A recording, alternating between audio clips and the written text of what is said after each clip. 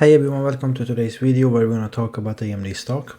I have a suspicion that AMD is quietly building a tech empire under Intel and Nvidia's noses. For years they have been the underdog, but we can start to see that AMD is gaining market share in very important areas. So starting with the CPUs, we can see that AMD Ryzen desktop market share set to match Intel. Epic server share crosses 40% for the first time ever when it comes to AMD. And these kind of headlines would be just unimaginable just like, let's say, 5-6 years ago.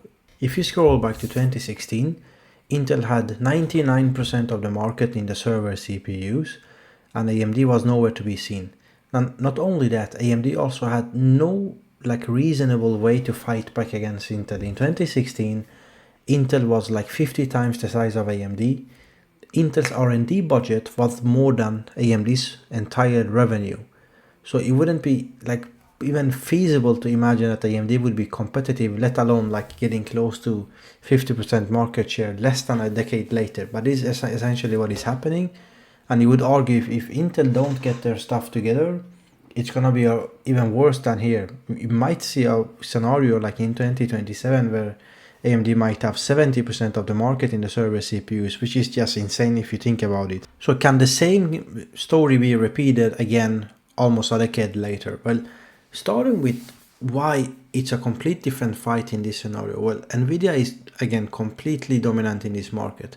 But this time it's not only about the hardware, there's also software side. And in that area, when it comes to software, Nvidia's CUDA has been, as we've probably heard previously, they've just been at it for the past decade or so. They're foreseeing this AI demand well ahead of time, and most of the universities, well, they develop the newest generation of programmers and software engineers. Everyone is essentially used to CUDA, whereas AMD's ROCm is just a new thing. When it comes to the software side between Nvidia's CUDA and AMD's ROCm, I would say the distance is less than it was a couple of years ago and even last year, but still I would say that there is a simply clear advantage to Nvidia in that scenario.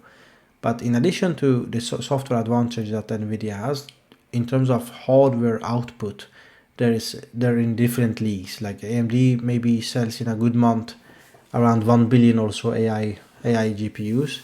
Nvidia might sell maybe 10 times that. Like in a good month they might sell like 10 billion or so AI GPUs. So it's complete different stratosphere when it comes to the amount of sales.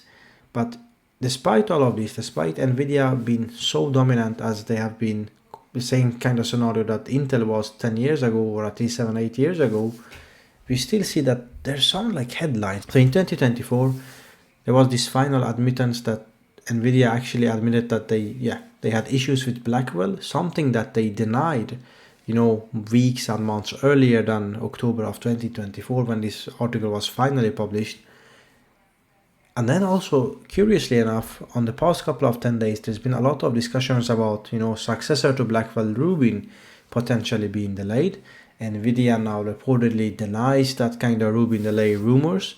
But again, we know that last year, same thing happened. And finally, after a few weeks, they accepted that there was actually a physical design issue with Nvidia Blackwell. Let's wait and see if Rubin suffers from the same issue. But curiously enough, then I wonder, how is it possible that AMD seem not to have these kind of struggles with their, MI300, MI400 or MI350X? How is that possible that the smaller company by some distance, remember that Nvidia currently sits at 4 billion or so, 4 trillion US dollar market cap, whereas AMD sits at less than 300 billion. So we are already talking a 15-16 times difference in market cap. So this is very similar to what the difference between Intel and AMD was like a decade ago, obviously a little bit more, although I would say that Nvidia is much more ambitious than Intel was back then. But you could argue now that AMD is in a much better place now than they were 10 years ago. 10 years ago, AMD was on the verge of bankruptcy. Today, they are not anywhere close to Nvidia, but this is a very healthy company on multiple business segments. They're not gonna go out of business anytime soon. So it's a complete different scenario, although on the broader perspective, from holistic point of view, it's still like David against Goliath. Instead of AMD against Intel, it's AMD against Nvidia. The big difference is the design architecture of the companies, and this is why I think Nvidia runs into these issues whereas AMD keeps to like execute like a juggernaut. It might look slow. Remember that when I show you the graphs and the article about AMD having 40% market share on the server CPUs, like some 7-8 years after their comeback story started, that's been like, you know, over the past couple of years where they went from like, let's say 20% to 40%. Before that, in 2017, 18, 19, even though that they had much superior, you know, already in 2018, 19, they started to, you know, put Intel in the rear view mirror, especially in 2019. But still on the server side, they would only gain like one single or, you know, 2 digits of percentage points on market share from Intel. They might have gone from like 7% to 9% or from 11 to 13. Whereas now we finally see like these big jumps from like 10 to 15, 15 to 25 and so on and so forth. And I would say the same kind of scenario is most likely to play out if AMD takes out Nvidia. Well, I would say, let me rephrase. I'm not expecting AMD to repeat the same story as I did with Intel. I would say that in best case scenario, I'm expecting AMD to have maybe 25, maybe 35% of the market like in 2030. I'm not expecting Nvidia to struggle at all the way that Intel did. I think Intel became way too complacent, and yeah, they simply, like, I don't see this happening to Nvidia. But I do see that Nvidia in the long term most realistically loses some market share. Now, let's go back to the technical discussions. Why do they run into these problems? Well, I think the big issue is that they're continuing to design these huge chips. Like this is Blackwell, the GB200 chip with one Grace CPU, and then 2 clusters of, let's say, Blackwell GPUs. And you can see that those 2 GPUs, you might not see on this image, but those are huge. How big are they? Well, let's start with how the AMD chip look like. So this is the AMD chip on the die calculator. You can see that I assumed 10 millimeters in one axis and 11 millimeters in the other one, for a combined of around 110 square millimeters of die size. Now, why do I say that? Well, again, this is, you know, based on MI300, the older generation of AMD AI chips, and MI300 has like 8 smaller chiplets. You can see like on this here that maybe each of these squares are like one MI300 chiplet XCD compute die, and they have 8 of those in MI300, and each of those are around 110 square millimeter. Let's change this number to 11 so everything is correct. So 110 square millimeters, and then we mentioned that the Nvidia equivalent Blackwell is just, you know, much larger. Well, how large are they? Well, I assume 25 times 32.5. That gives us a die area of around 800 square millimeters, 812. And this is essentially 8 times the size of the AMD chiplets. If your design is faulty, I'd like to believe that it's much easier to find any defects or issues in the design on much smaller chiplets than a big giant chip.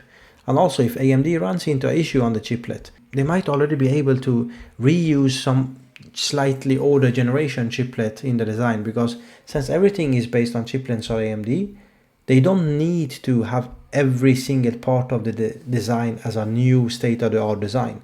They could use like, maybe they don't need to upgrade the IO die that much. Maybe they don't need to have like this extreme new version of HBM memory. Whereas Nvidia, if they design, like if they freeze a design and they decide to go with, let's say, HBM4 memory and 800 square millimeters of die, it's gonna be a long time to redesign that chip. If AMD runs into the same issue on these smaller chiplets, they might, let's say, come to the conclusion, okay, the chiplet design was wrong, but the memory works and the, you know, the IO die works. Let's, you know, use this other design. It might not be optimal, but it's actually gonna work. So that's the advantage of the chiplet. This is also the reason why I believe that it seems from the outside that AMD like just continues to execute in the background, like, you know, step by step, starting with MI300. You know, MI300 might not have been the one that took the most market share, but that was still the fastest ramping AMD product of all time. They managed to sell around 5 billion or so US dollar of revenue in a single year almost, only based on MI300. MI355X is ramping even faster, like significantly faster. I would believe probably a couple of times at the very least. And probably we're gonna see around 8 or 9 billion of AI GPU sales for AMD this year. And MI400 will be the first real threat to Nvidia in terms of scale, in terms of connecting multiple tens of thousands of GPUs together.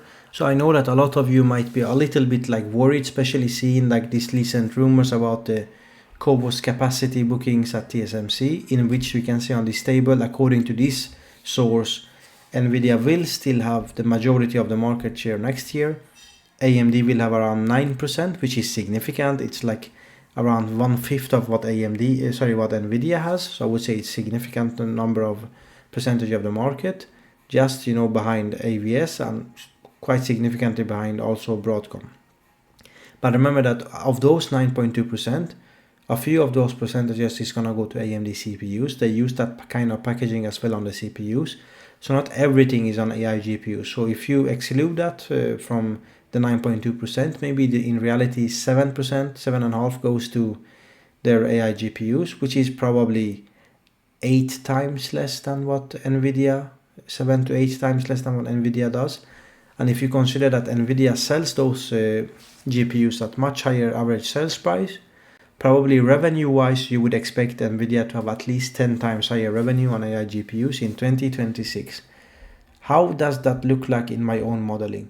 For 2026, I expect Nvidia to have almost 170 billion in AI GPU revenue, and probably at the rate that they are going, I would say it's going to be much closer to 200. Honestly, I would say that in Q1 of next year, the exit rate from Q4 of this year is going to be well above 45 billion.